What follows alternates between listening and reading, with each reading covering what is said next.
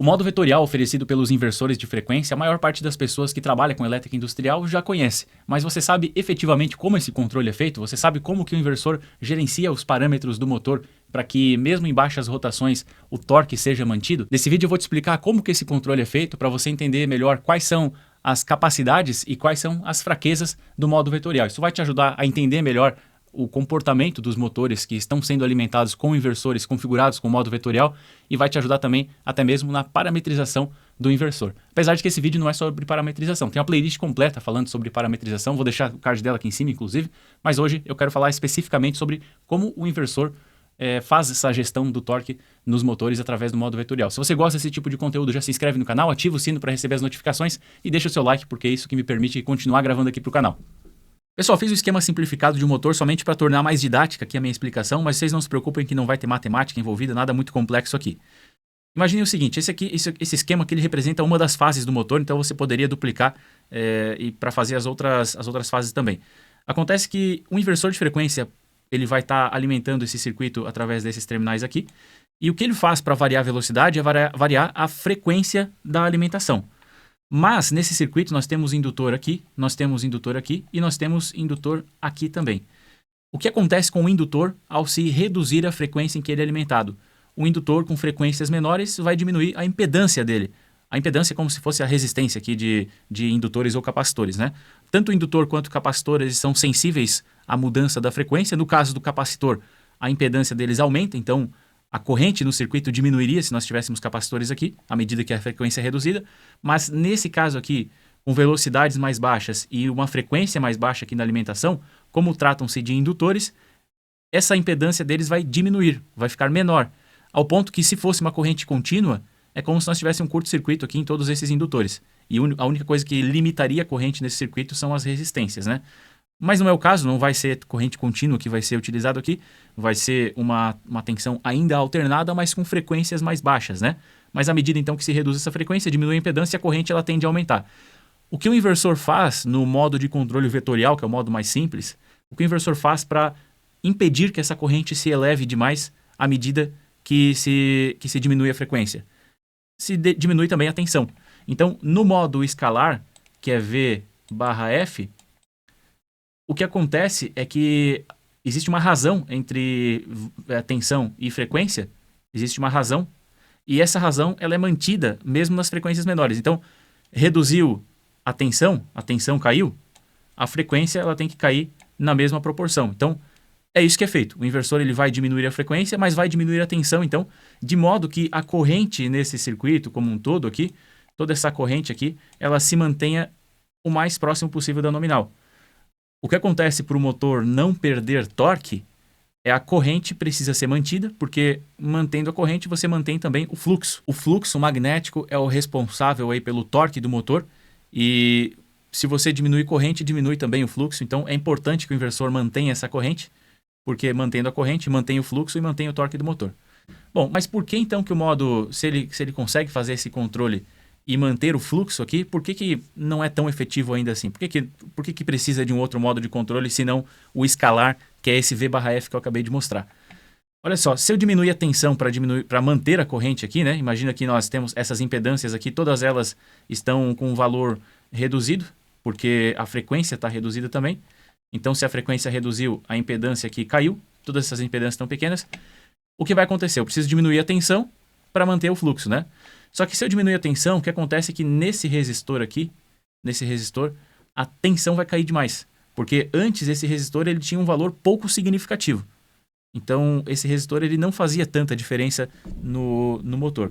Acontece que agora, como as impedâncias elas diminuíram tanto e esse resistor foi mantido, ele passou a ser relevante. Como ele está em série com o circuito, toda a corrente do circuito passa por ele, então ele causa uma queda de tensão. E essa queda de tensão vai afetar o ramo de magnetização do motor. E esse motor ele deixa de estar magnetizado na proporção ideal. Isso acontece então por conta dessa resistência que não varia junto com as impedâncias e por isso ela passa a se tornar significativa. A impedância caiu tanto que aquele resistor que não era tão grande ele passou a ser relativamente grande se comparados aqui com as impedâncias, né? Isso causa uma queda de tensão e o fluxo magnético então no ramo de magnetização do motor ele cai. Aqui no manual do inversor de frequência, no parâmetro P001, eu encontro o modo vetorial de controle sem sensor, então quer dizer que não tem encoder para mostrar qual que é a posição desse eixo, né? Nós temos também o modo vetorial com encoder e ainda a opção 2, que é o modo VF, que é o modo escalar, né? O modo mais simples que eu acabei de mostrar. No grupo de parâmetros relacionados ao modo escalar, que é o P3, grupo P3, eu encontro esse gráfico aqui na explicação aqui do manual e também parâmetros para poder configurar, parâmetro P301 e P302, para poder configurar um incremento de tensão e, portanto, de torque, né?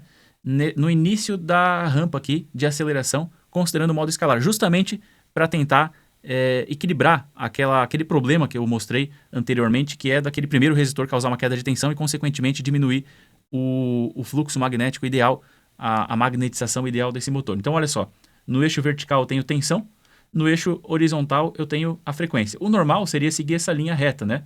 À medida que aumenta a frequência, aumenta a tensão também para preservar o fluxo.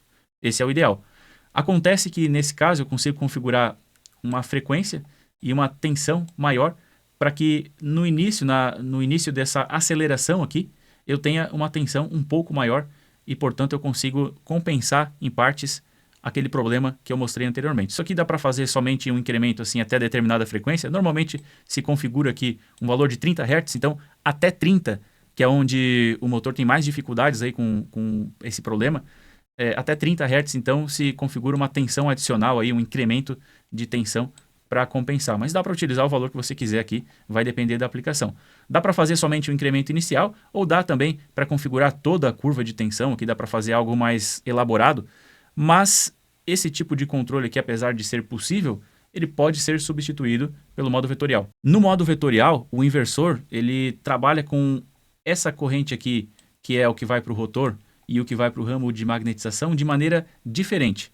O inversor ele vai conseguir separar essas correntes aqui através de coordenadas espaciais, vetores espaciais. Ele consegue decompor essa corrente aqui e trabalhar com elas de maneira independente. É uma modelagem matemática bastante complexa e eu não vou entrar em detalhes aqui, isso não é interessante a não ser que você esteja projetando um inversor de frequência. Mas é importante entender que esse controle é feito de maneira separada, o controle dessas correntes, porque essa corrente aqui ela é proporcional ao que o motor está fazendo de força, efetivamente, o que o motor está exercendo de força na ponta do eixo. Então essa corrente ela varia de acordo com essa força, né? E dessa maneira o inversor consegue controlar isso. E essa corrente aqui é a corrente que determina a magnetização do motor e é importantíssimo que ela seja mantida.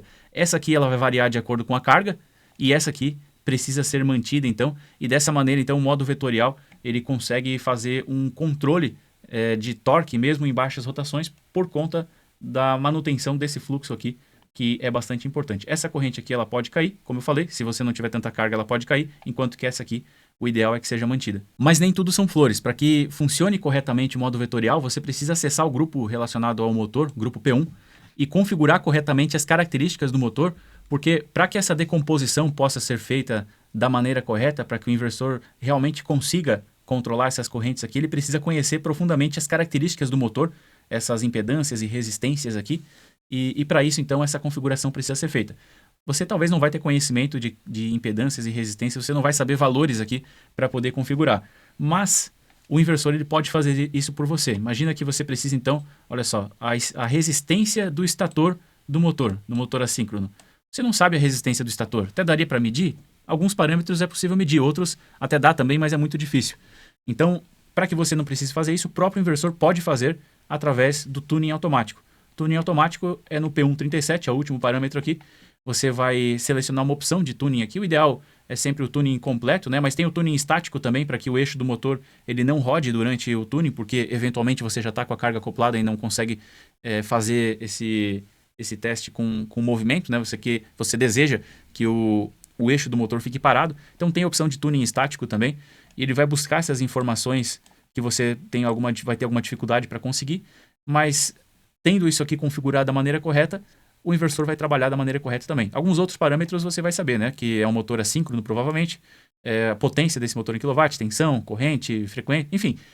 os parâmetros mais tradicionais aí, mas é importante que todo esse grupo aqui, exceto pelos parâmetros relacionados ao encoder, né? Isso aqui você não vai precisar configurar, mas os outros parâmetros aqui é importante que estejam configurados da maneira correta para que o modo vetorial funcione conforme desejado. E essa configuração correta é importante não só para funcionar da maneira desejada, como também para o inversor não acabar queimando o seu motor. Se você colocar informações erradas, o inversor ele não vai saber quais são os limites do motor e pode acabar provocando algum problema aí no seu motor. Então é importantíssimo que esteja configurado da maneira correta. Mas uma vez estando configurado, você vai ter um desempenho muito superior. É um algoritmo bem mais complexo e mais sofisticado também de controle, mas extremamente simples de usar. Basta colocar alguns poucos parâmetros ali e o seu inversor de frequência vai controlar o seu motor da maneira desejada. Se você gosta de aprender sobre inversores de frequência, tem uma playlist onde eu falo de várias funcionalidades dos inversores e também aqui no canal eu falo sobre elétrica em geral, sobre conceitos de elétrica, enfim, tem uma série de conteúdos técnicos aí de qualidade para você. Então, acessa os outros vídeos também, se inscreve no canal, ativa o sino de notificações para ser avisado quando novos conteúdos forem publicados